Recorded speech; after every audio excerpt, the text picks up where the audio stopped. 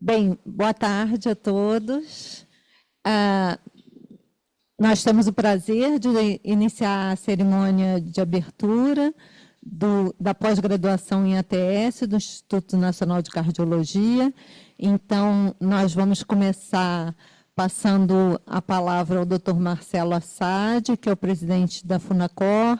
A seguir, nós passamos a doutora Aurora, a doutora Luciene e a Helena Kramer.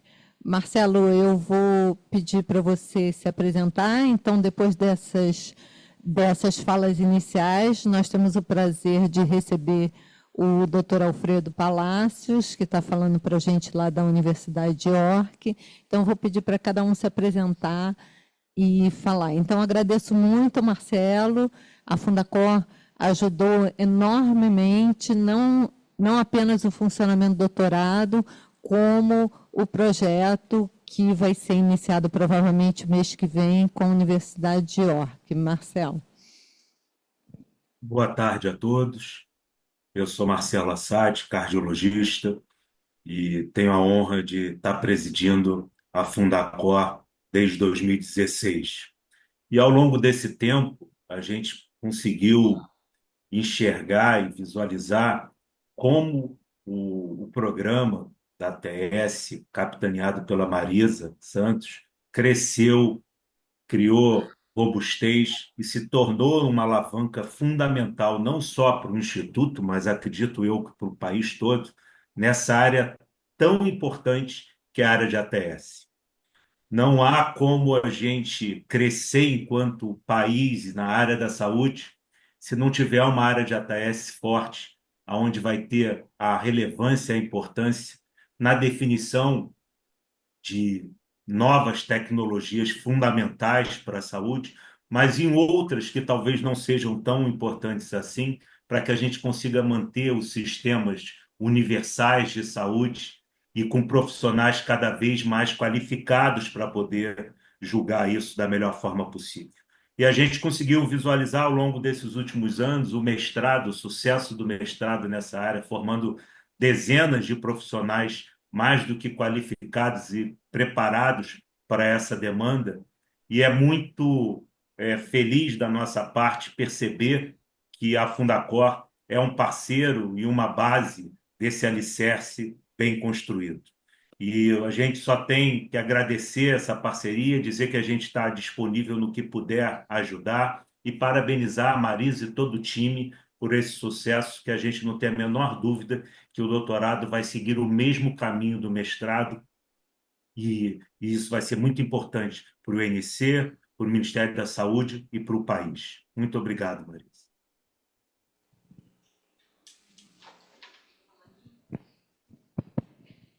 Bom dia a todos. Queria, em primeiro lugar, agradecer o convite, especialmente aqui da coordenadora de ensino e pesquisa, por participar desse momento, que é um orgulho enorme para o Instituto, né? A primeira turma de doutorado em Avaliação em Tecnologia em Saúde. A gente já tem aqui um mestrado como Marcelo aí, que também agradecer demais todo o apoio, não só nessa, mas em todas as ações aí institucionais em que a gente precisa da fundação de apoio, né, como interveniente. Então, mais uma vez também aí a Marisa já agradeceu, mas agradecer em nome de todo o Instituto, sempre o apoio da Fundacor. E essa, sem dúvida, é uma possibilidade de alavancar um sucesso, como o Marcelo falou que já existe, do Núcleo de Avaliação em Tecnologia em Saúde, nas suas ações, que são também sempre muito apoiadas pelas atividades da pós-graduação, né, Marisa, que possibilita tanto auxiliar em ações que o Núcleo já realiza, mas também em outras ações pelas limitações que a gente tem institucionalmente, especialmente hoje um déficit grande de profissionais e as atividades acadêmicas, sem dúvida, são de um enorme apoio para as ações institucionais e o núcleo ele presta um trabalho assim que é um orgulho não só para a instituição como para o Ministério da Saúde, vai muito além até das ações em saúde cardiovascular, né? Então, sem dúvida, é um enorme orgulho. Parabéns a todos os alunos aí, né? Com certeza vocês vão estar tendo uma excelente formação, como a gente sabe que os alunos aí do mestrado, com trabalhos brilhantes, tiveram, né? Então, só parabenizar toda a equipe do NATS, agradecer também a possibilidade que a gente vai ter de ter professores aí, né, Marisa, incorporados à instituição, alavancando essa ação. Obrigada, sucesso, obrigada a todos. Obrigada, doutora Aurora. Passar a palavra agora à Luciene. Luciene é presidente da Conitec e é diretora do DEGIT. Luciene.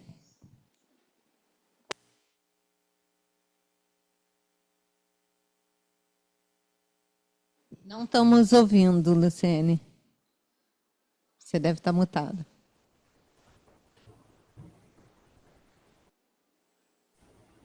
Agora me escuta? Me escuta? Escutamos. Tá bom.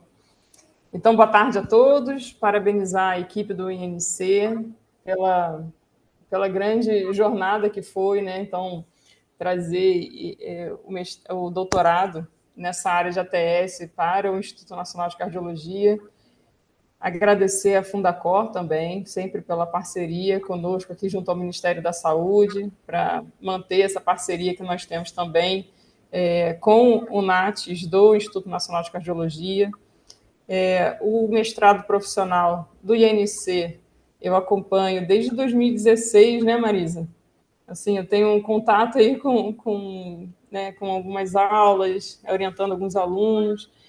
E agora, estando aqui no Ministério da Saúde, eu vejo o quanto que a gente já capacitou de novos alunos, novos profissionais na área de ATS, que hoje desempenham seus papéis na indústria, ou no governo, nos NAT, na academia. Então, o quanto a gente vê que a gente consegue, ao longo desses anos, capacitar esses profissionais. E foi nesse intuito que o Ministério da Saúde também teve interesse de expandir essa capacidade de pesquisa junto à Rebrates, a nossa rede brasileira de ATS. Então, a gente fez em 2022 um chamamento público, um edital, onde a gente chamou as universidades, os núcleos acadêmicos, os NAT, para trabalhar assim, mestrados dedicados e doutorados dedicados na área de ATS. Então, esse é um primeiro que a gente está aqui acompanhando também. E para a gente isso é um grande ganho para a Rebrates, eu acredito que um grande ganho também para o Brasil. Por quê?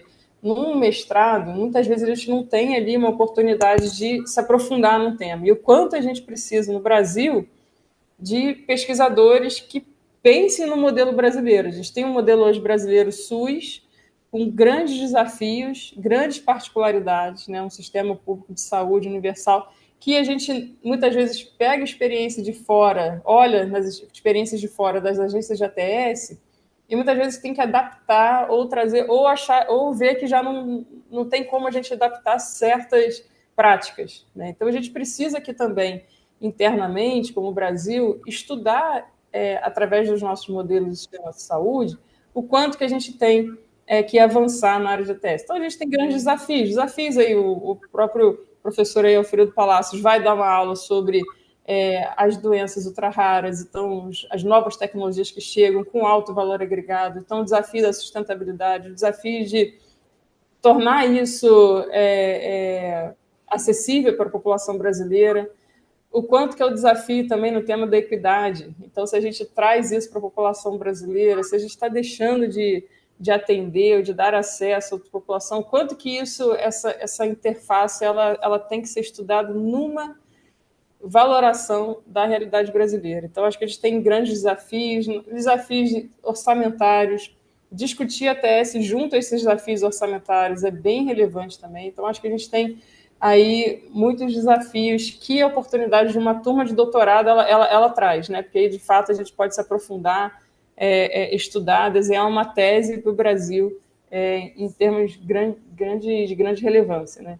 Então, eu queria parabenizar e dar as boas-vindas aos novos alunos, tanto do mestrado quanto agora do doutorado, e parabenizar aí o grupo do INC também, a Marisa, sempre muito parceira, junto ao Ministério da Saúde, por essa turma. Então, parabéns e bom trabalho aí ao longo dos anos, pessoal.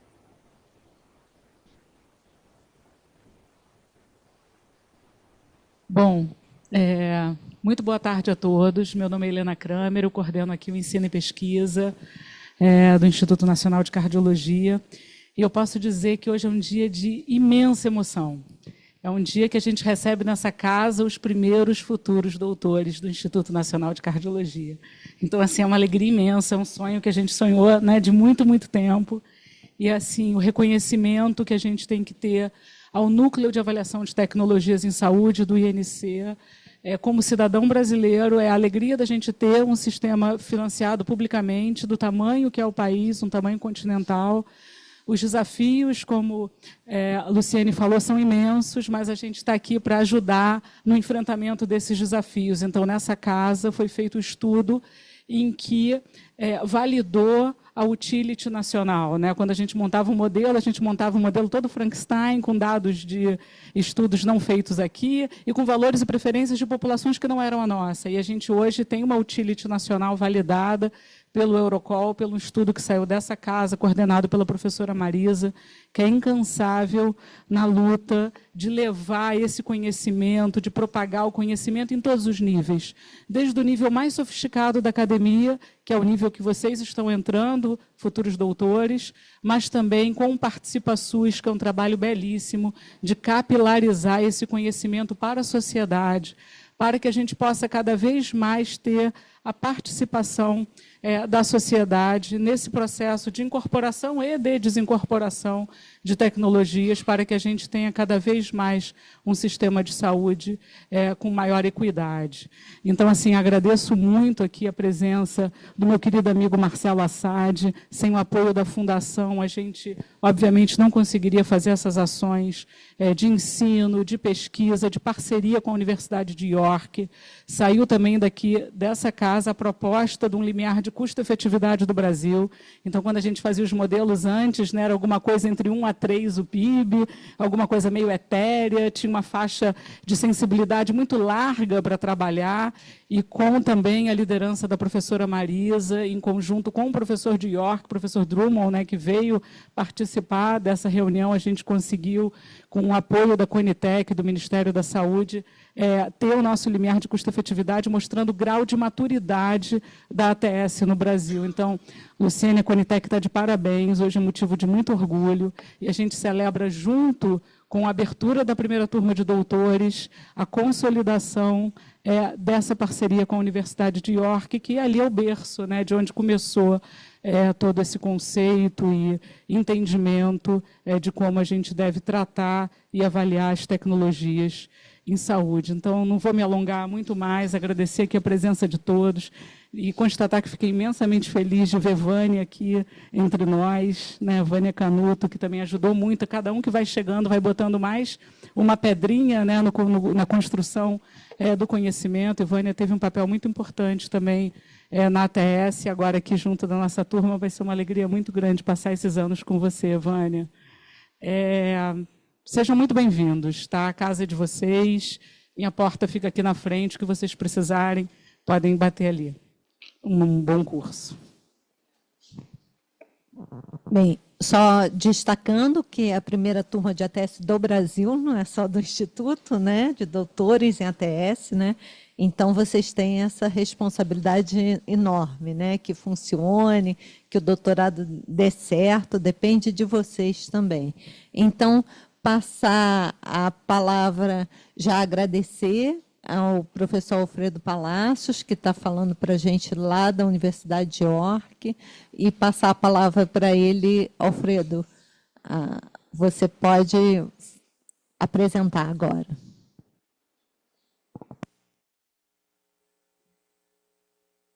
Muito obrigado, Marisa. Muito obrigado pelo convite, and parabéns for all of this effort and big achievement with this PhD program. I'm not fully sure if I should speak in Spanish or in English. You don't want for me to speak in Portuñol because I don't remember anything about Portuñol, but I don't know, probably I will try to speak in English if you prefer that, but in any case, you can formulate, I don't know, questions in the chat box in Spanish or Portuguese or English or whatsoever. So please let me know. I will Choose. share. No problem. Sorry, Marisa? Are you listening? Yes? You can choose, Alfredo. No problem. Okay. So I will start presenting in English. I think I have my presentation in English, but please, I can receive questions in Portuguese or Spanish. You can use the chat box. So please feel free to choose any language. Let me check something here. Yes, slideshow. Okay, perfect. As I said before, thank you, Marisa, and team for the invitation. I'm really happy to be here with you. I think that this is an activity that is a part of a really long relationship with you in terms of collaboration. I think that the first time that I visited Brazil was in 2018, I think. I don't want to calculate the years to the date, but I'm really happy that we were collaborating at the beginning when I was in Argentina, and now that I'm in the UK. And also I'm also very happy to see so many special people in Zoom. I think I saw, I don't know, many people. So I don't want to provide names, but I'm really happy to see you, all of you here. Well, for my presentation, I would like to share some slides about ultra rare diseases and the challenges that this condition have for for HTA and health system in general, but also for Brazil in particular. And for that, I would like to, this is my outline. So I will provide some brief introduction to health economics and HTA. After that, I will focus a tiny bit about orphan, rare, and ultra rare case. I will discuss briefly our recent proposal, and after that, we will have a discussion and Q&A.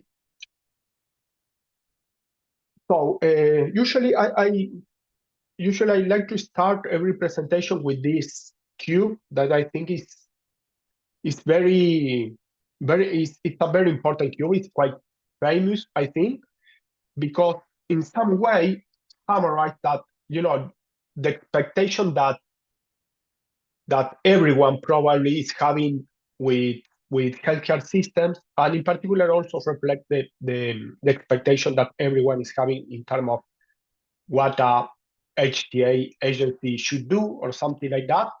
Sorry that the cube is in Spanish, but in some way, the idea behind the cube is that we have some resources here that is the blue box, and in some way, everyone is expecting that with this tiny box, we should address many issues, such as try to increase the population that is covered by policies, also try to reduce, the out-of-pocket payments and that kind of thing.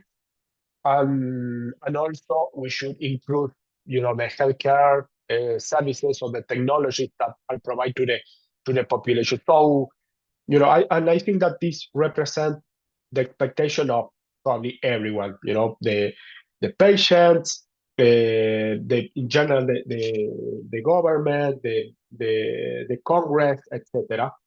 And I think it's good to have this like an objective.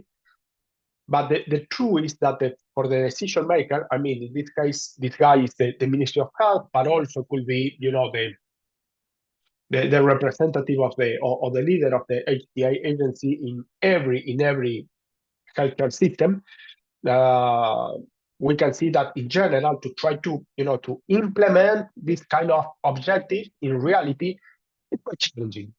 For many reasons. The first one is that usually we don't have all the resources that we could need in order to increase coverage, increase services provided, etc. But also it's not very clear how to do this, how to try to achieve these objectives. So there is a big gap between the expectation and we can do in reality. Nevertheless, a few years after the publication of that document with the blue cube,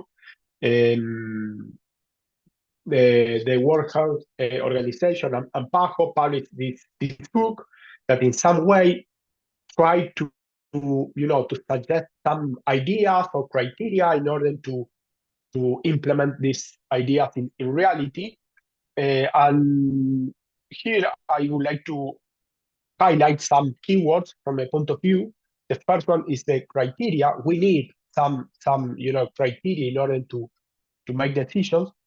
And also this word that is try to establish priorities. So we are not able to do everything. So we need to try to establish some priorities. One is the cost effectiveness, focus on people who is worth, try to cover the financial risk, etc. So here we are having like some insight about how we could try to implement these aims or objectives. But at the end, this is a bit far from the reality. So we could check what are doing the HTA agencies around the world. So here we have a summary table. Here you can see different HTA agencies from high-income countries with a lot of experience, development, resources, etc. Here we have NICE, IQWIC, CAT from Canada, etc. And in general, all of these agencies focus on many things, but there are two that are quite common across agencies, and one is, of course, the clinical evidence, the clinical efficacy, health outcomes, etc. That is the yellow rectangle. But also they are focusing on some economic tools and measurement, such as cost effectiveness, cost per quality, value for money, etc. So here we have like two insights that came from international HTA agencies. But how should make make decisions in Latin America? Well, that is not totally clear because our countries or our health systems are quite different in general to the health systems in high-income countries. For instance, here in the UK, we have the NHS. That is, all the system is really centralized in the NHS.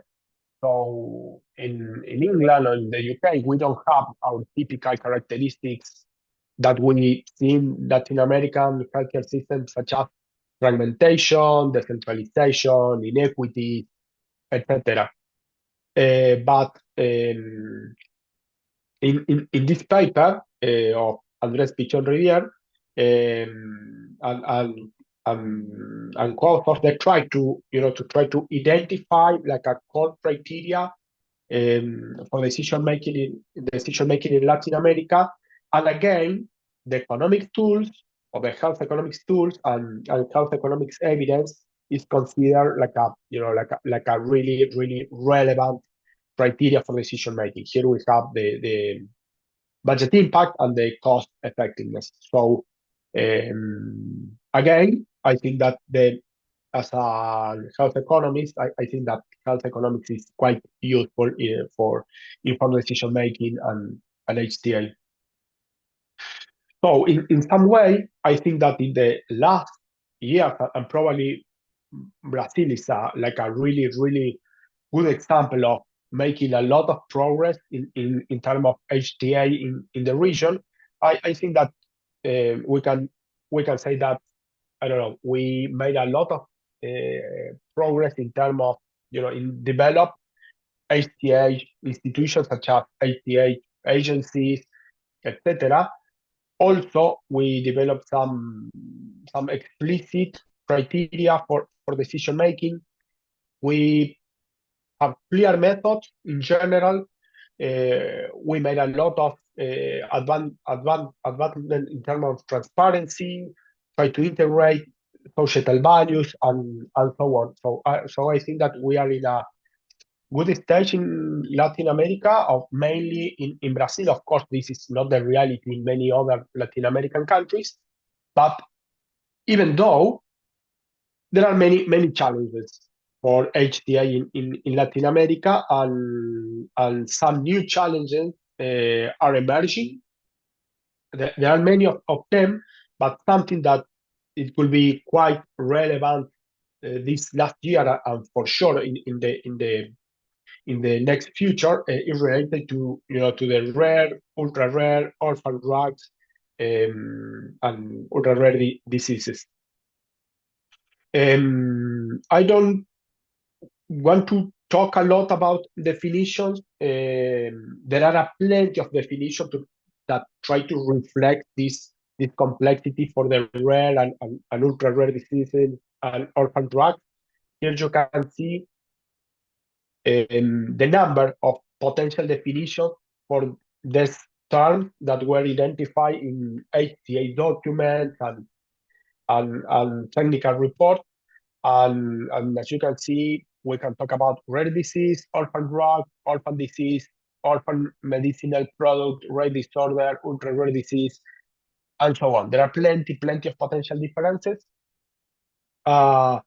In general, we can talk about rare disease and orphan drug, but I just want to say that there are plenty of interpretations and potential definitions for those terms. In this presentation, I will speak broadly in terms of rare diseases or ultra rare diseases or orphan drugs.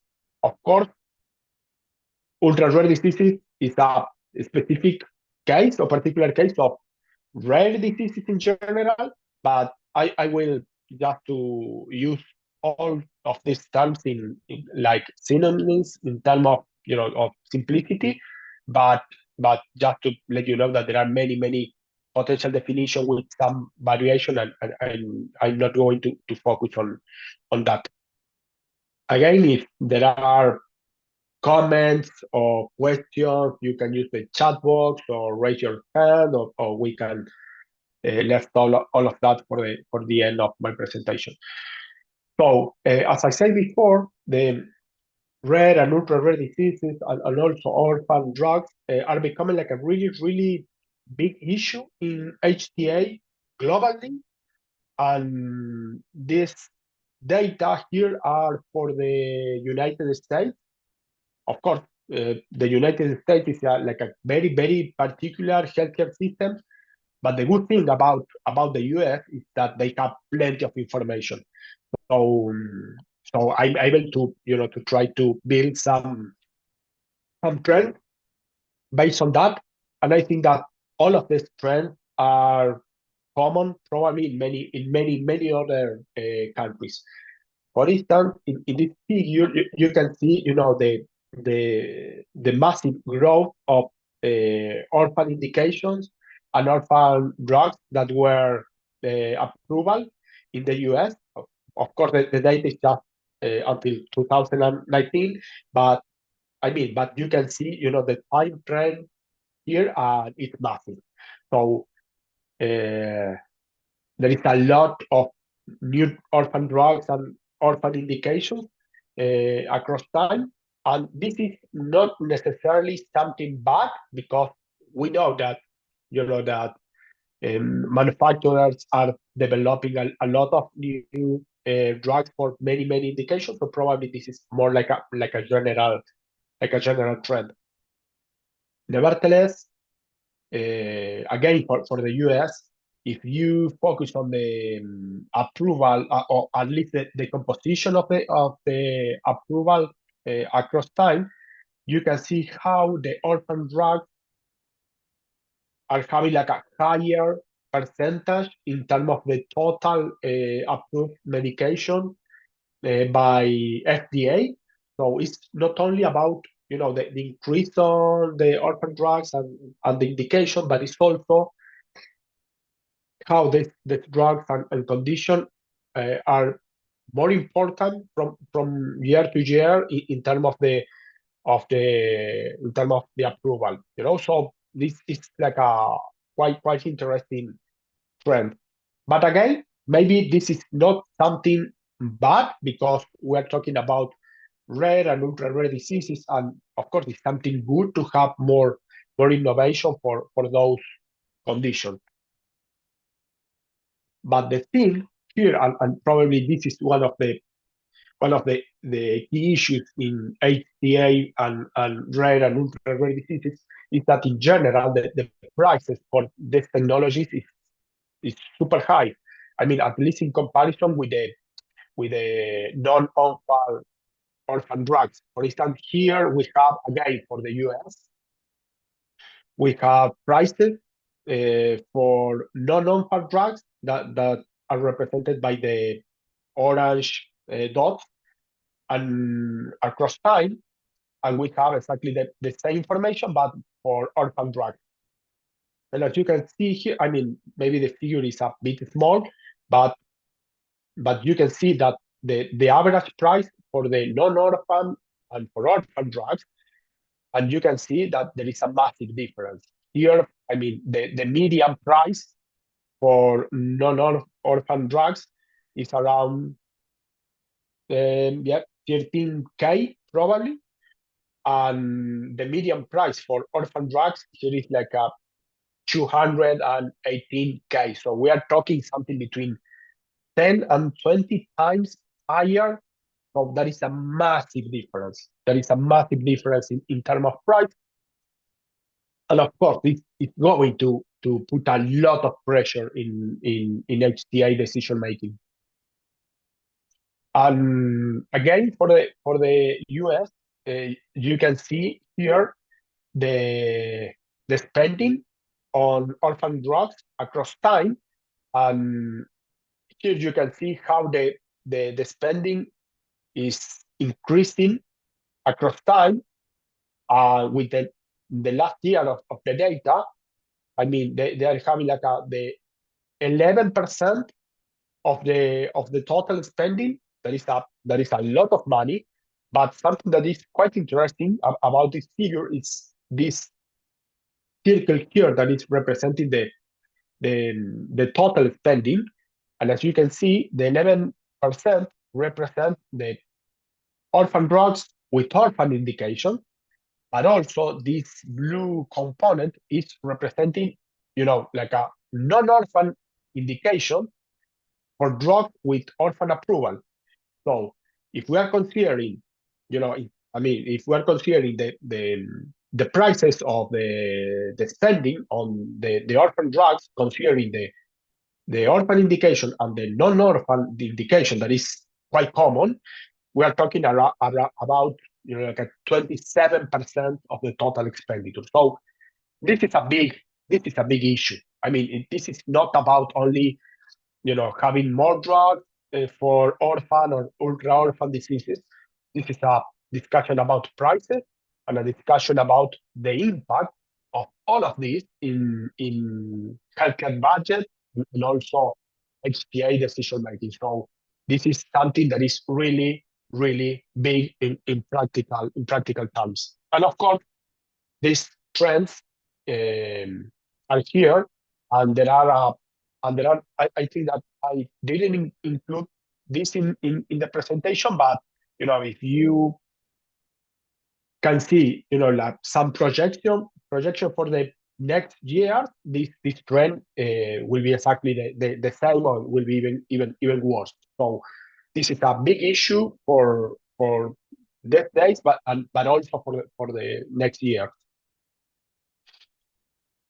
So that is the case related to rare, ultra rare diseases and orphan drugs. So what can we do about this, or what can do an HTA agency about this specific case?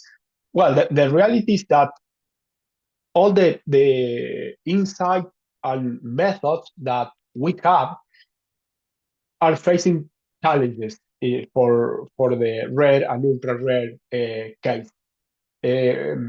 Those challenges are quite diverse. We can talk about challenges in research, and of course challenges in terms of the HTA. I just focus on the challenges for HTA because some time constraint in my presentation. But as you can see here, this is like a nice summary about all the potential challenges that we are facing in terms of rare and ultra rare diseases.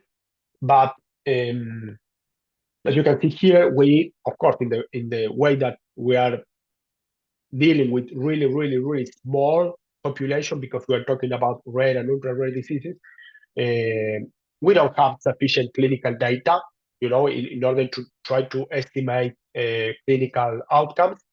We don't have a clear standard of care in order to, make comparison between, treatments and the standard of care.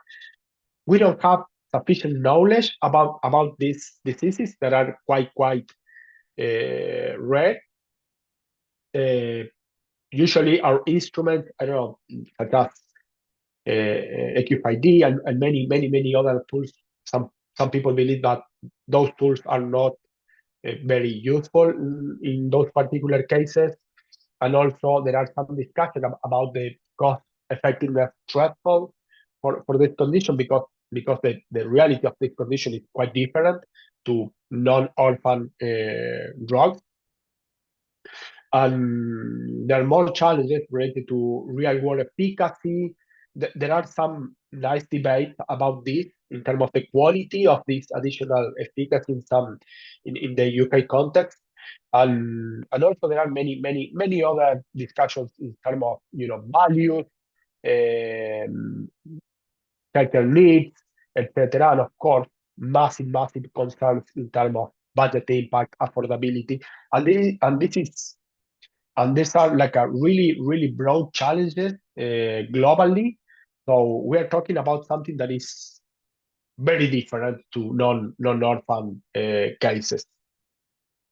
So given all of these challenges, we can think, okay, what are doing again the international HTA agencies for dealing with all of these complexities? And well, the truth is that they are doing things, but they are doing very diverse things. So it's not too easy to get an answer for a HTA agency from Latin America or from a lower and middle income country. It's not too easy to try to learn something from HTA agencies from high income countries, because there is not a consensus. All of them are doing something different. And even the same HTA agency is doing different things across time, a good example of that is NICE here in the UK. NICE was doing or implementing many different things in terms of these conditions. I don't remember exactly the order, but one thing that NICE was trying to do was, to use a more flexible cost effectiveness threshold. Also was trying to consider different criteria for decision making, such as benefits in terms of the family and the patients and the caregivers, and try to consider more broad outcomes in terms of the society, etc., and also was trying to introduce some different ways to consider the qualities or some quality gains. So even I don't know, even the same agency was doing like a different things across time. And as you can see, in the case of Sweden, they were using, this is not explicit like the cost effectiveness threshold that they were using for this particular rare and ultra rare cases. But as you can see, they are considering, contextual factors, other potential considerations, other HTA agencies such as CAT or HTA agencies from France, Germany. They are not considering a cost effectiveness threshold. So I mean, the conclusion here is that it's not totally clear what they are doing. All of them, the HTA agency, are doing quite different things. They are changing the criteria across time. So we need like stakeholders from HTA agencies or in Latin America or from lower and middle income countries. We don't have like a clear reference point for this rare and ultra rare condition or orphan drugs. So sadly, it's difficult for us to try to learn something from this. And again, all of these potential approaches, I mean, if we can consider, to use a more generous cost effectiveness threshold, we can consider, to use some kind of value framework or multi-criteria decision analysis, and many other potential solutions are facing like a really big challenges and big issues. I mean, even here in the UK with NICE, there are a lot of discussions about the potential harms that NICE is doing to population health with all the different criteria. But in short, we can say that all of these potential approaches that the high-income countries HTA agencies are implemented at the time, all of them are facing like a really, really big issue. One of them is that they are not considering the opportunity cost, and this is really important. I am going to show a quick example about this. They are not considering, the budget constraints, because all the and of course they are not using like a comprehensive approaches to this issue. Regarding the budget constraints, I mean, all the decisions here are made were made in isolation. What I want to say is that they are focusing on some specific orphan drug or some technology, and they say, okay, we are going to implement our set of criteria, of course, and we will have an answer that will be to cover or not to cover. That's it. But always analyzing technology independently, and probably that is not a good approach in this particular case, because you have a fixed budget. These drugs are really, really, really expensive. So we need to considering the entire picture, in terms of the impact of these technologies and also your budget. And there are so many other challenges that I'm not going to discuss here in detail, but believe me that none of all of these potential approaches are considered like the gold standard or something like that. They are facing a lot of criticism and challenges and discussions. This is just a really, really quick example. Here I'm focusing on this paper by Mike Holden from Canada, in which in this particular case, I mean, it's a not very new paper, but the idea I think is quite useful and for this case. Here, what Mike was saying is the following. He said, okay, what could be? Okay, we can use more relaxed cost effectiveness threshold for this condition, based on some modifiers. For instance, I don't know, the end of life disease or very rare disease, etc. And considering the opportunity cost and the more relaxed threshold, he was saying, okay, if we approve a technology, using a specific threshold, we are having these health gains, but we are having these health losses, and the same with different threshold. And in this case, he's using like a more generous threshold. And he said, okay, we are gaining these 2 health gains, but we are doing all of this in terms of health losses. Of course, this is a difficult conversation, I think, but even though I think we should consider, I'm not the only person that consider this, but we should consider the opportunity cost of the decision, even if we are using a more relaxed cost-effective threshold, but also if we are doing some kind of MCDA or multi-criteria decision analysis to inform coverage or providing funding to some quite expensive technologies. But again, the insight here is that for the rare, ultra rare cases, the high-income countries agencies, HTA agencies are doing quite different things. None of them is having like a satisfactory approach to this quite challenging issue. So based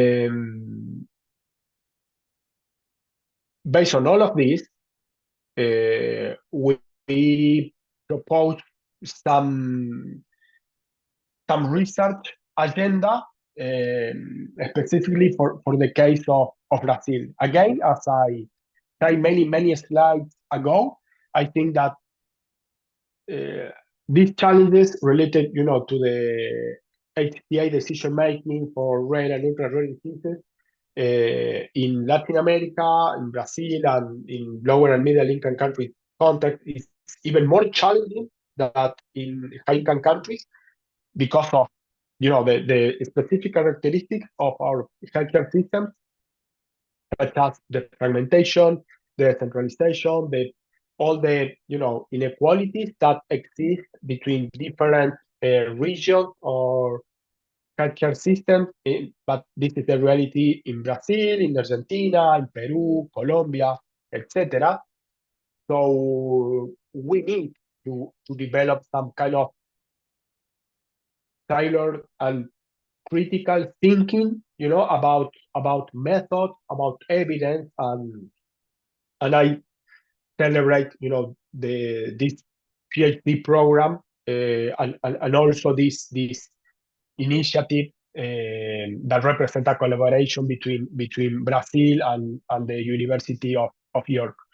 So we developed a research agenda that the purpose or the aim is try to strengthen the HTA process for drugs for ultra rare diseases in Brazil. That is our main purpose.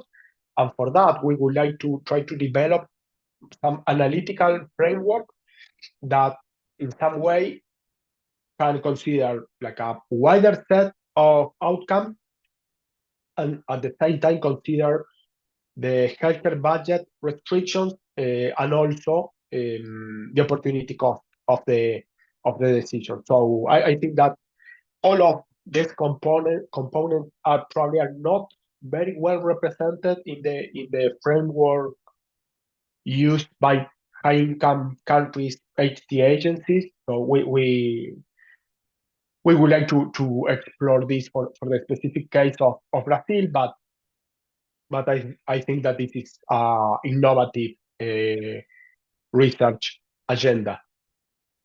So talking specifically about the project, this is maybe a tiny table here, but this is a brief summary about our objectives, our activities, and our output. And I'm not going to discuss about every potential objective activities and so on here, but we would like to do several things. The first one is we would like to try to conduct some scoping review about methods and frameworks to evaluate technologies for ultra-rare diseases, because I think that there is like a really methodological gap here. And we would like in our project to try to, reduce that gap. Of course, we would like to do this in order to try to identify potential framework or method that could be applied to the Brazilian case. And of course, we would like to propose an innovative method in order to evaluate the potential coverage of these technologies, and also not only propose a methodology, but also to apply that methodology to some, real world cases that the HTA agency in Brazil is facing.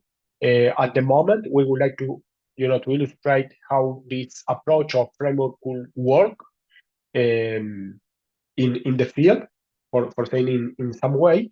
And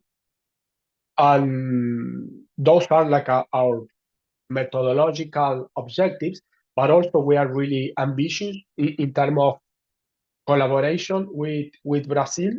We are going to organize 2 in-person activity. One will be in Brazil, and the second one will be here in York, in the UK, in order, to discuss about the project, sharing experiences, insights, and so on. And also we would like to, to have some broad impact, because this is not only a research project, this is also some kind of political project, in terms of that we would like to involve decision makers in all of this process. And for that, we're planning to conduct some kind of policy dialogue with stakeholders. And also we would like to share all of these experiences globally. So we're planning to develop a panel issue for an international conference. So this is a really innovative and ambitious project that I think is covering 2 very important aspects. One is the methods and the application of those methods, but also they try to connect and collaborate with decision makers with real world complex cases for decision making. So how are we going to do this? Well, here the conversation probably will be a bit technical, but I will try to simplify all the formulas and the math and everything, but I don't know if I was successful trying to simplify all of this. But we are we're planning to apply for our framework something that is called a portfolio decision analysis. This is, I don't know, a weird name, probably a bit fancy also, but in some way, I don't know if all of you are familiar with mathematics. Probably no, but no worries about that. We're trying to apply something that is a bit standard in mathematics. That is an approach that is called constraint optimization. That I'm sure that maybe most of you were exposed to this kind of math in high school, probably. So no worries about that. So with constraint optimization methods, we can evaluate combination of projects or combination of different technologies in terms of expected outcomes, risk, and cost, considering budget restriction. So it's like a really good approach for that. There is some application of this method for benefit package design in some countries. But the innovation here is that we are applying this to a very different context. But the good thing about portfolio decision analysis or constraint optimization method is that at the end we will have an optimal combination of drugs or technologies that a decision maker will say, okay, we are going to cover this vector of drugs or or technology, considering different aspects such as the efficacy, the security, the patient needs, the cost, the budget constraints, etc. So in some way, this approach is more comprehensive than the approaches that are using the HTA agencies globally. I'm not going to talk too much about the components. All of these are definitions. I will share my presentation with all of you with some reference that could be useful. But in short, this is like a really, really oversimplified case of constraint optimization. Here, sorry again for the math, but here we have an objective function that is what we would like to maximize. In this case, we would like to maximize population health. And here we can consider the F like the health benefit that a technology is having for patients. And the X is the quantities of patients or drugs that is provided. And here we have two cases, the R and the L. The R is for rate and the L is for not rare. It could be both of them could be rare. It doesn't matter. So no worries about that. We're considering here two technologies. Here we can incorporate in a very, very explicit way our budget constraint. And the good thing about this approach is we can include different type of constraints, such as the budget constraint, time constraint,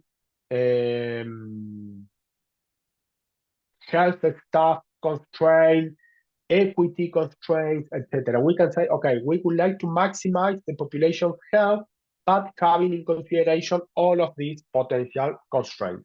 So that is something that is really, really, really good. It's a more comprehensive approach.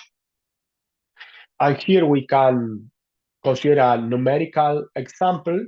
I don't want to talk too much about this, but this is an oversimplified example. But here we can say, okay, for technology 1 and 2, we will have 2 units of health benefit. We can, this will be, I don't know, any clinical outcome.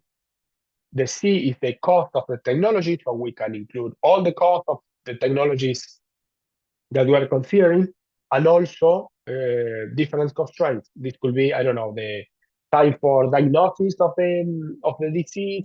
We can include here, okay, the number of disease areas that we would like to provide with a treatment, etc. We can include many particular circumstances, and we can solve this issue. Again, this is a really, really simple case. Of course, we know that we are going to face more challenging cases, but that will be feasible to do.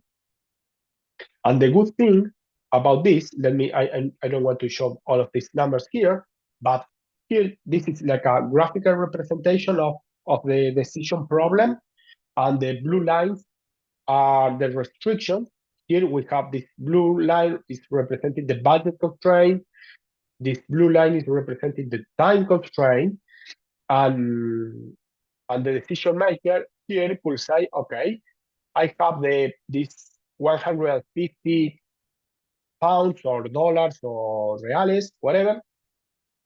And the question is, how should I allocate these pounds or reales, this budget, to provide healthcare to these individuals? The severe patient and the regular patient, and considering all of these restrictions.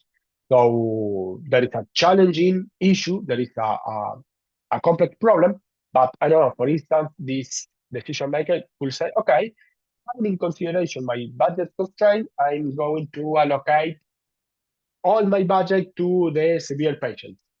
So we are going to treat 3 patients that at a health benefit that it was 3. So we have 3 patients with 3 health benefit units per patient. We are having like a 9. That will be our outcome. So we are having a total health of 9.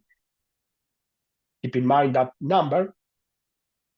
Or he could say, okay, I'm going to, given the time constraint, I'm going to allocate all my time constraint to the regular patient or non-severe patient, treating 4 patients. And the benefit per patient in this case was 2. So the total gain will be 4 patients times 2, that will be 8. So if we decide to treat only the severe patient, we will have a total gain of 9. And in the other case, we will get a total gain of 8. But based on the constraint optimization, I mean, having in mind this issue, this mathematical problem, we can maximize the health gain. And the distribution of all our restrictions will be in this point, D, which means we will treat 2 severe patients and 2 regular patients. So the total gain will be 10. I mean, here you have all the calculations, so no worries about the numbers. Here we are treating with the constraint optimization problem. If we implement that, we will treat 2 regular patients times 2 health units plus 2 severe patients times 3 health units, and that is 10. So believe me that under this mathematical approach, we can maximize the population health, at least in comparison with other possibilities of decision making. So of course, this is an oversimplified case, but we think that it could be quite promising for us. Moving to the discussion, I think that I was using a lot of time, I think, but sorry by that, but I just wanted to share some background and the issue of rare and ultra-rare diseases and also our proposal. Something that we could say is that the HTA for rare and ultra-rare diseases is quite unique and it's quite challenging in terms of, economic and also in method and ethical domains is quite pressing, and it will be even more pressing for healthcare system. We saw that the HTA agencies around the world are implementing different kinds of approaches with a plenty of criticism and challenges. So there is not a golden approach for this case. Of course, this in Latin America, it will be even more challenging. And we believe that we are proposing like a really innovative research agenda that represents a more comprehensive approach, at least in comparison with previous approaches, in which we are considering the budget restriction or constraints and also the opportunity cost. So we are happy to say that we are proposing some innovative methods and also some tailored applications to the Brazilian case. And also we are considering some capacity building and knowledge exchange activities with policy engagement events, and also global dissemination. So I think we have like a really strong research agenda. And at the end, the purpose of all of this is to try to provide some practical insight in order to strengthen the HTA framework and decision making in Brazil in order to to contribute to a more sustainable and fair healthcare decision in SUS. So thank you for the space and for the invitation. This is my email. I will be more than happy to share this presentation or some papers or references or research plans, etc. So keep in touch. Thank you so much.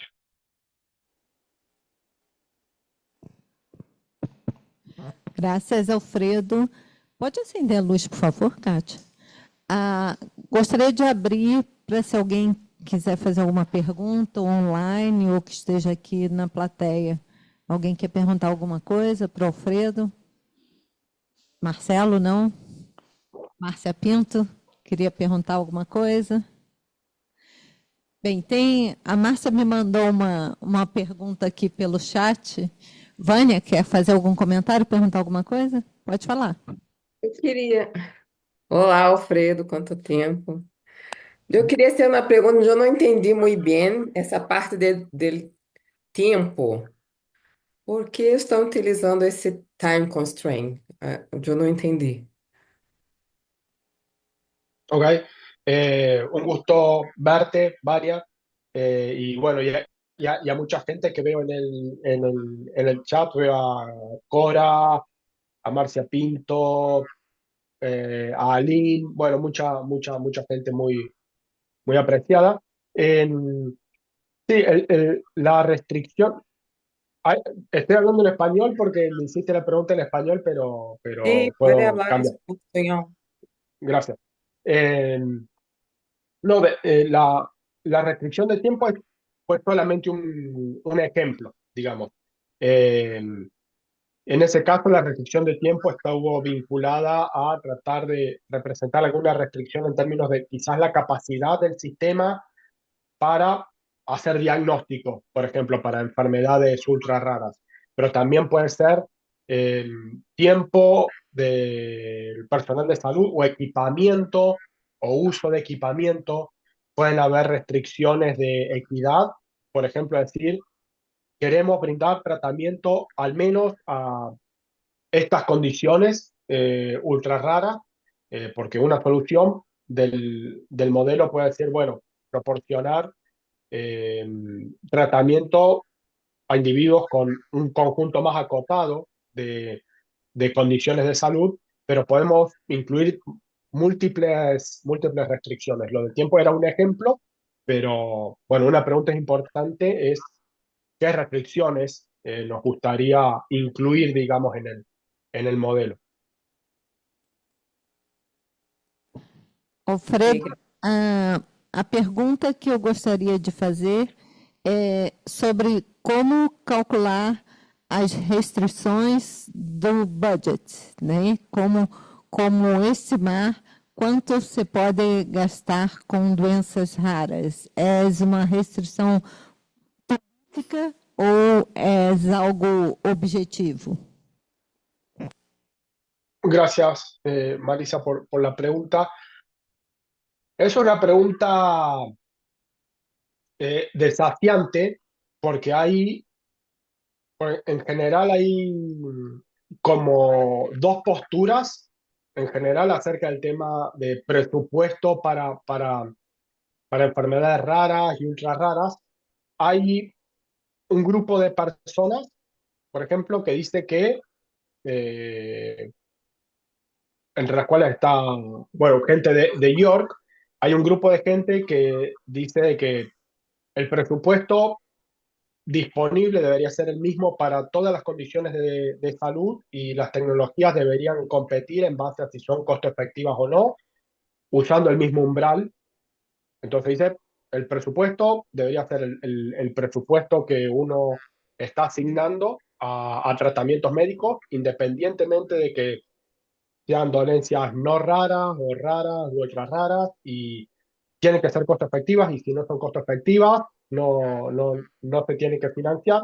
Y hay otro grupo de gente, también acá en York, que dice que no, que estas son enfermedades muy particulares, que necesitan, digamos, pensarlo de manera distinta, y de esa manera los tomadores de decisión deberían eventualmente definir un presupuesto, por ejemplo, un presupuesto, hay algunos países que están haciendo algo así, usar un presupuesto como federal o del país, decir, bueno, vamos a dedicar tantos millones al tratamiento de las dolencias raras y ultra raras, digamos, y ahí uno ya tiene un presupuesto más explícito, pero la pregunta del presupuesto no, o la respuesta no es tanto metodológica, sino que es más, no sé, de valores, por así decirlo, bueno, cuánto un país o los representantes o el Congreso o los tomadores de decisión dicen, bueno, tenemos este dinero que lo queremos asignar exclusivamente a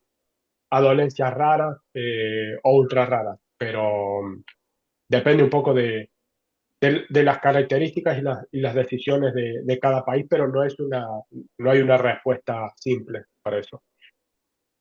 Sim, graças. Mais alguém quer fazer alguma pergunta? Podem perguntar em português, portunhol, em inglês. Não, não é problema. Também estava me lembrando agora que Alfredo veio ao Rio de Janeiro e foi a nossa primeira reunião que discutimos limiar de impacto orçamentário e discutimos muito mais limiar de custo-efetividade. E depois, alguns anos depois que essa discussão foi amadurecida, o Brasil finalmente adotou um limiar e, depois disso, quem acompanha as decisões da Conitec viu que mudou bastante, né?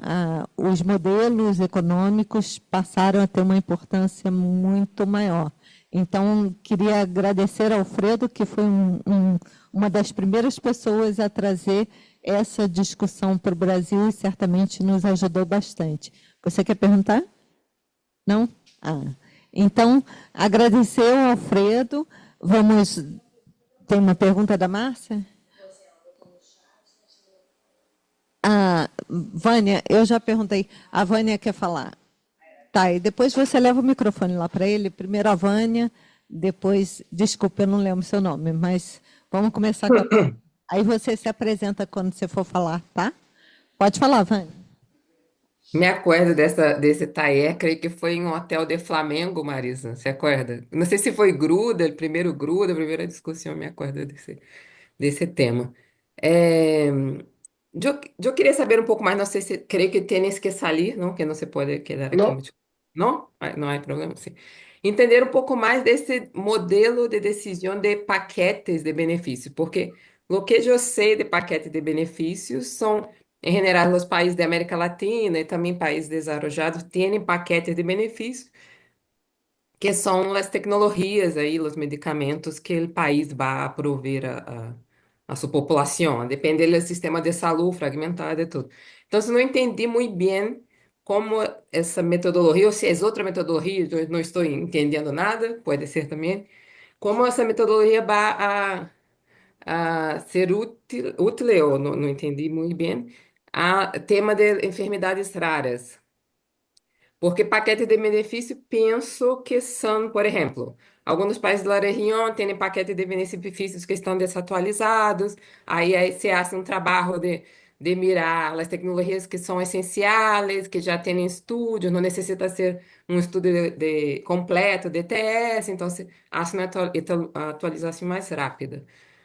Pero para enfermidades raras, eu pensava se assim uma situação mais de uma mirada por enfermidades, e não por tecnologias. Então, se não, em minha cabeça, se não está muito claro, você pode aclarar um pouquinho para nós outros. E sobre também esse tema de la discussão, não? Que deveria ter um pressuposto específico por ano, e aí mirar os custos de efetividade, fazer um ranking de custo de efetividade.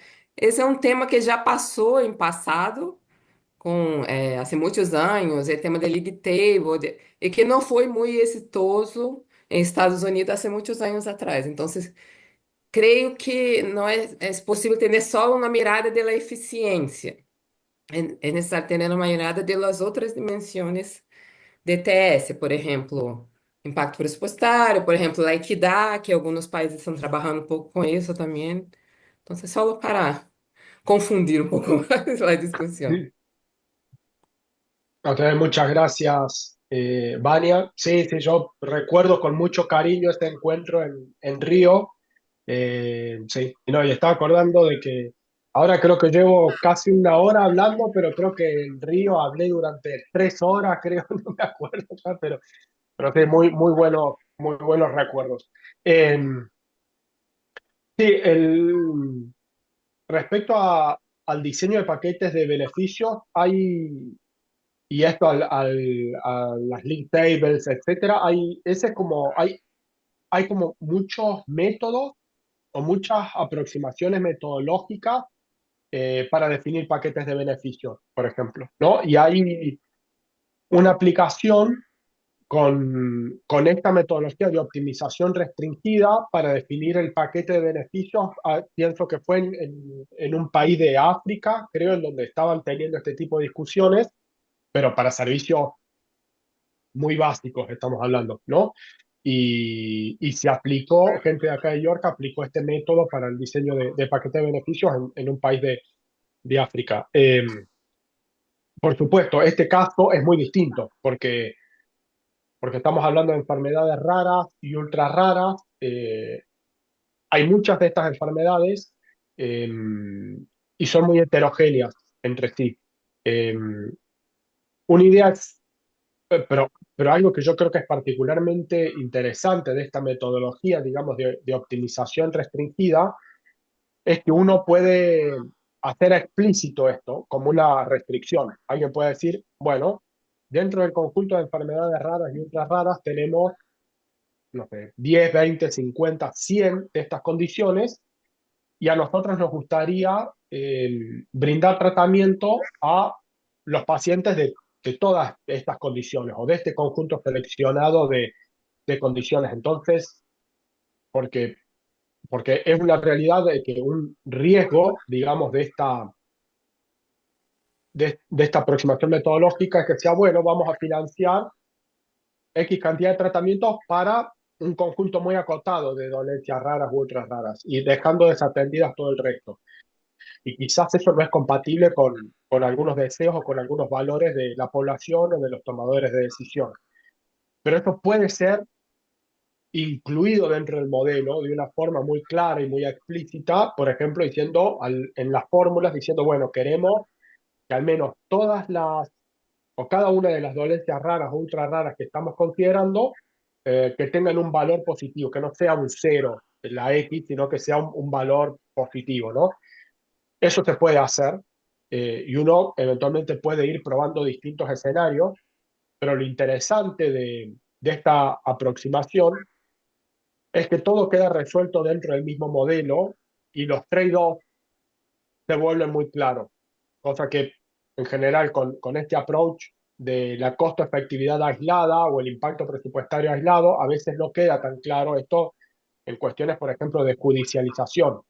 Y bueno, uno dice, bueno, esto no es costo efectivo y aparece el juez y te dice, bueno, no importa, está el derecho a la salud, lo tenés que cubrir. Y vos le decís, bueno, pero esto implica que puedo cubrir menos cosas y el juez te dice, bueno, no sé. En este approach esto queda más claro y queda más explícito, porque si uno dice, ok, el juez dijo, no sé, hay que cubrir tal medicamento, bueno, eso uno lo puede incorporar en el modelo y el modelo te va a decir, bueno, si cubrís esto, dejas de cubrir esto otro, o perdés de cubrir tantos pacientes en otra dolencia ultra rara. Entonces, quizás este approach puede ser un poco más transparente y un poco más comprensivo e integrar de una manera más clara las restricciones, pero también como los trade-offs, digamos, de hacer determinadas o implementar determinadas decisiones.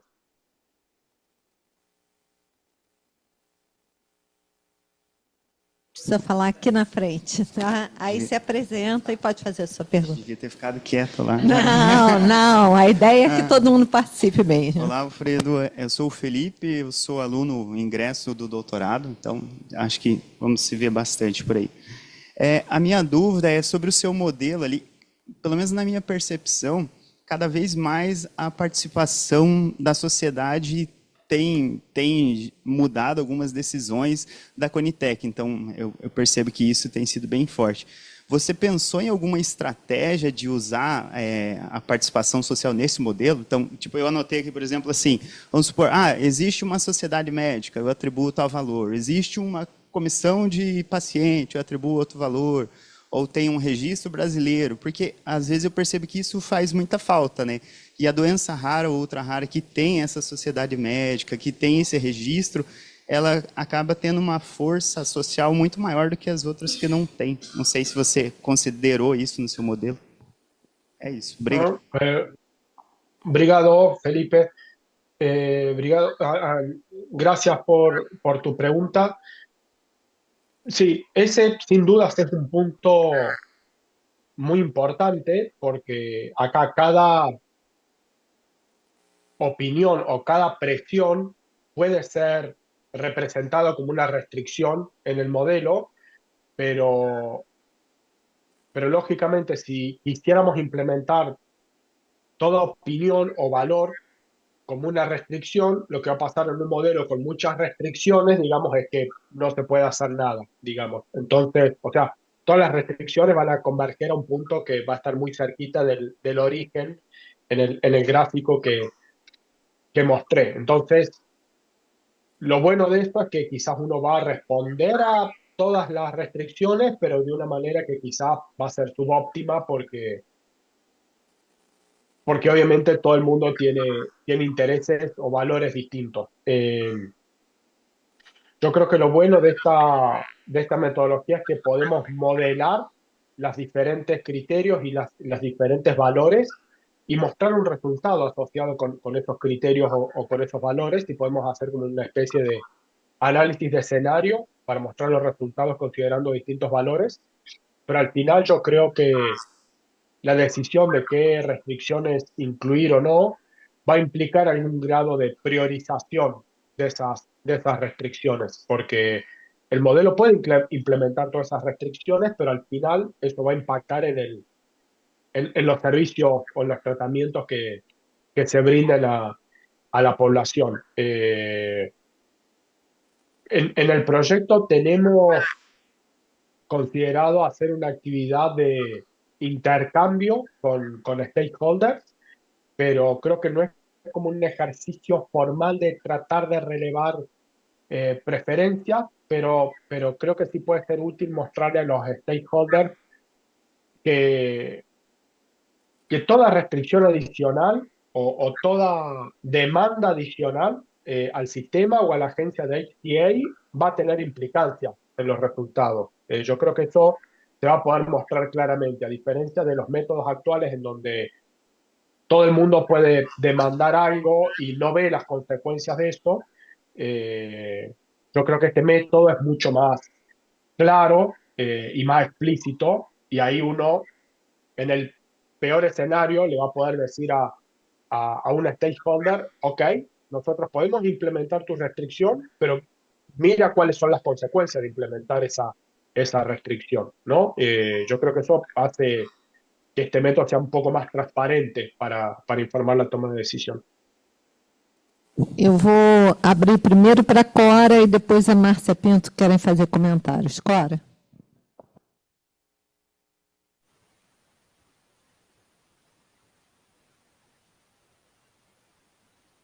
Não escutamos, Cora. Abre o microfone. Escutam agora? Tirei o fone. Muchas gracias, Alfredo, por su presentación.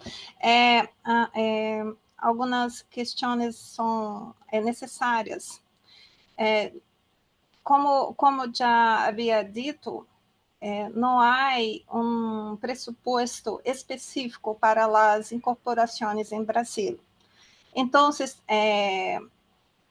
usar esse critério como dos tópicos em el modelo, eu creio que não ser o mais adequado em Brasil.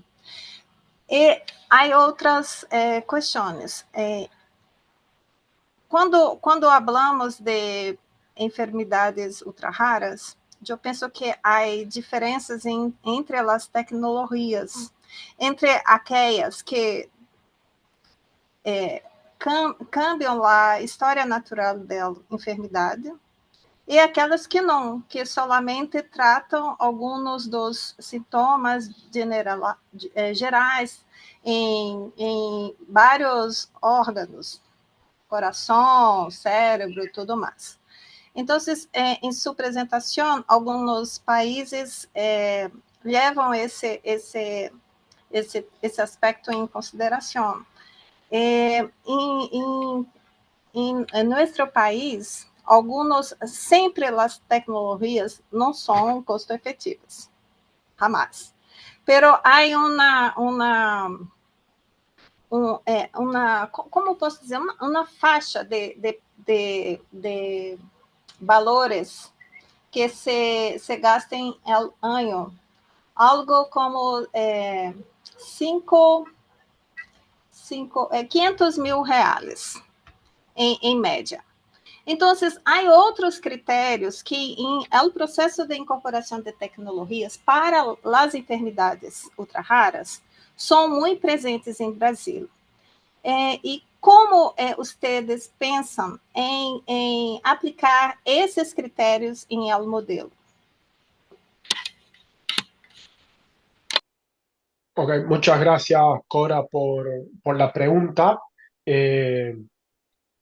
Son todos puntos muy interesantes y muy relevantes. Respecto el punto vinculado al presupuesto, sí, entiendo que Brasil no tiene un presupuesto dedicado a enfermedades ultra raras o raras de manera explícita, pero en la realidad algún presupuesto hay, digamos, o sea, se cubren enfermedades raras y ultra raras. No sé cuánto dinero puede llegar a hacer eso, pero en la práctica hay una decisión tácita de o implícita acerca de cuánto dinero se está dedicando en la práctica, y quizás uno, como caso base, podría considerar ese valor, o por ahí podría considerar un presupuesto más aspiracional, o no un presupuesto, porque el presupuesto en general es como algo que está escrito, pero quizás algunos recursos que quizás pueden considerarse como un caso base o como algo aspiracional. O sea, podemos en el modelo jugar quizás un poco con eso. Eh, Respecto a las diferencias entre las tecnologías para enfermedades ultra raras, sí, yo estoy de acuerdo, son muy distintas entre sí, y algunas de ellas han mostrado resultados muy prometedores, incluso en términos de qualis. Por ejemplo, hay algunas que han presentado como resultados muy significativos en términos de qualis, y aún así, varias de esas tecnologías, a pesar de las ganancias en qualis, no han sido consideradas costo efectivas, ¿no? Principalmente por el precio de esas tecnologías. Pero luego ahí es un punto de discusión. Alguna cosa que, por ejemplo, que está haciendo el NICE, hay que ver cómo consideramos eso en el modelo, pero yo creo que si consideramos solamente el universo de ultra raras, o un subconjunto de enfermedades ultra raras, podemos llegar a una solución. Pero en términos prácticos, algo que ha hecho el NICE, ha hecho como reponderar, digamos, las ganancias de qualis. Si la ganancia en qualis de una tecnología ha sido muy significativa, lo que hace el NICE es decir, ok, voy a reponderar un poco esta ganancia en qualis. Eso hace que mejore un poco la costo-efectividad de la tecnología, pero de nuevo, al mismo tiempo están considerando como un umbral mucho más generoso. Entonces, desde mi punto de vista, es un poco particular, por decirlo de alguna manera. Y la última pregunta, no me la estoy acordando, es un poco tarde en el Reino Unido, pero... Não, eram Okay. esses 12, pero eu penso como médica. Sí. E algumas tecnologias cambiam a história natural. Sí. Avaliamos uma tecnologia caríssima, que el niño é uma enfermidade degenerativa, que el niño vai perdendo todos os marcos motores hacia a morte. E se morre. E essa tecnologia impede a progressão da enfermidade. Então, isso há um valor implícito muito grande em essa tecnologia, que é diferente de uma tecnologia que vem para melhorar alguns dolores. É importante, ok, dolores, mas não cambia a história natural. Então, de alguma maneira, isso deve ser valorado. São tecnologias que salvam as vidas. Há uma coisa muito antiga sobre isso, regra de resgate, que há valor maior em incorporar tecnologias que salvam vidas. Então, é quase a mesma situação com tecnologias que cambiam a história da enfermidade, totalmente. Pero não são custo-efetivas e, a vezes, também com alto impacto pressupostário. Pero são opções. E quando diz que se não temos um pressuposto explícito, teremos implícito, ok, pero em realidade é um custo de oportunidade em nosso país. Sí. Não se cria um pressuposto direcionado para isso. Alguém deixa de receber suas medicações porque estamos incorporando tecnologias para doenças muito caras, né? Tecnologias muito caras para doenças. Então, é um trade-off, eu penso, entre essas questões. Queremos dar acesso a medicamentos promissores para essas pessoas que sofrem, têm enfermidades raras, pero o custo social é muito alto em nosso país, porque o crescimento do gasto em medicamentos em nosso país é quase 10% do gasto total em saúde federal. E a União é o ente federado que mais gasta com medicamentos. E em uma série histórica, em o mesmo período de trabalhos de CONITEC, não aumentou, não houve um aumento muito significativo. Então, alguém está pagando o preço, está perdendo acesso a algo, né? Gastamos muito na pandemia, chegou a 35 mil milhões de reais, pero em 2 anos, 21. Depois foi um decréscimo, houve um decréscimo. Então, essa particularidade do Brasil levará a necessidade de incorporar outros critérios em el modelo, eu creio. Sí, sí, gracias Cora ahí por compartir tus reflexiones. Y sí, no, es un tema, el de la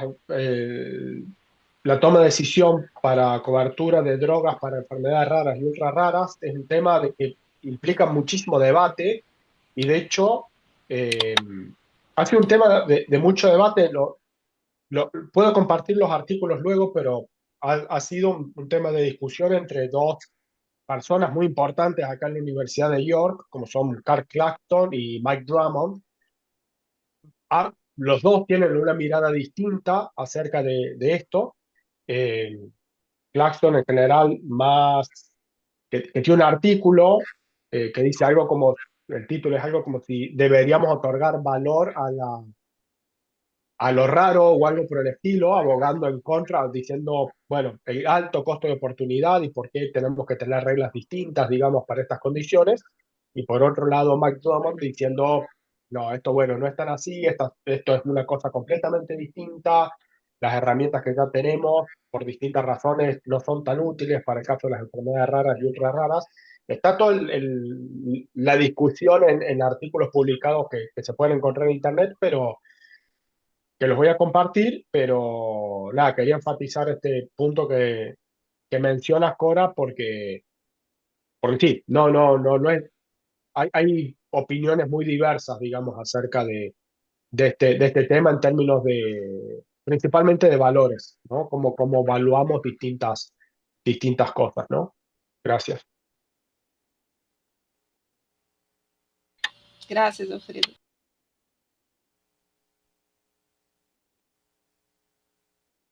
No sé si estás hablando, Marisa, no te puedo escuchar. Márcia, você quer fazer um comentário?